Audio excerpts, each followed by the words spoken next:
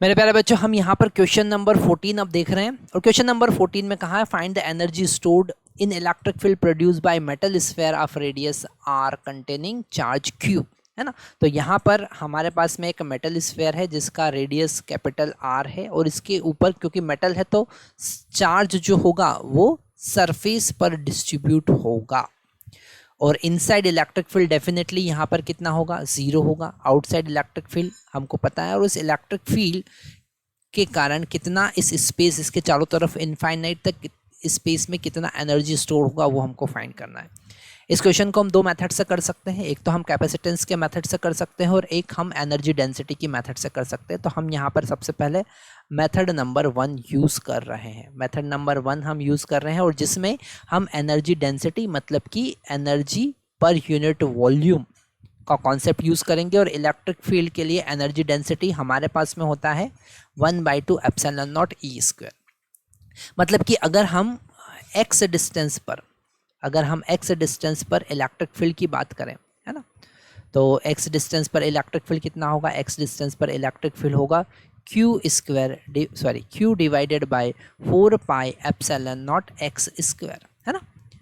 और इसको हम x इक्वल टू 0 से x equal to capital R से, है ना, अप टू इन्फिनिटी मतलब x टेंड्स टू इन्फिनिटी तक इंटीग्रेट करेंगे तो पूरा यहाँ पर वॉल्यूम कवर हो जाएगा। ठीक है, तो हम यहाँ पर इसे इंटीग्रेट करने के लिए सबसे पहले एक स्फेरिकल शेल कंसिडर करते हैं, है ना। हमने यहाँ पर एक छोटा सा स्फेरिकल शेल कंसिडर किया x डिस्टेंस पे जिसका थिकनेस जो है वो dx है ना।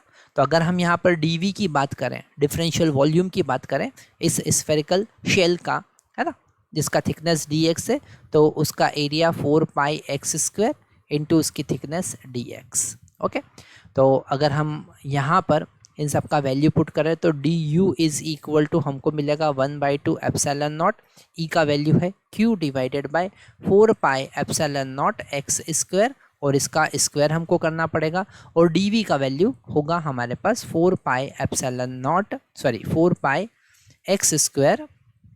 X square into dx। इसे आगे सॉल्व करते हैं तो du का वैल्यू हमको क्या मिल रहा है, यहाँ पर एक एप्सिलॉन नॉट कैंसिल हो जाएगा, एक 4 पाई भी कैंसिल होगा, मिलेगा q स्क्वायर डिवाइडेड बाय 8, है ना। ये 4 पाई तो कैंसिल हुआ तो 8 इंटू 4 पाई 2 इंटू 4 पाई 8 हो जाएगा इंटू पाई एप्सिलॉन नॉट और ये एक्स स्क्वायर से एक्स स्क्वायर कैंसिल होगा और डिनोमिनेटर में एक्स स्क्वायर ही बचेगा क्योंकि यहाँ पर ने इसका स्क्वायर किया है इंटू dx। अब इसे इंटीग्रेट कर देंगे हम, है ना, इंटीग्रेट करेंगे आर टू इन्फिनिटी, ठीक है, आर से इन्फिनिटी तक, क्योंकि वो हम पहले ही देख चुके हैं कि हमको सरफेस से इन्फिनिटी तक जाना है और इनसाइड इलेक्ट्रिक फील्ड 0 है इसलिए अंदर जाने की ज़रूरत नहीं है। So u is equal to q square divided by 8 pi epsilon naught, है ना, ये कांस्टेंट है बाहर ले लिया और 1/x स्क्वायर का इंटीग्रेशन माइनस 1/x होगा, है ना। ये तो आपको पता ही होगा कि इंटीग्रेशन कैसे करना है, r टू इन्फिनिटी। तो u is equal to q square divided by 8 pi epsilon not.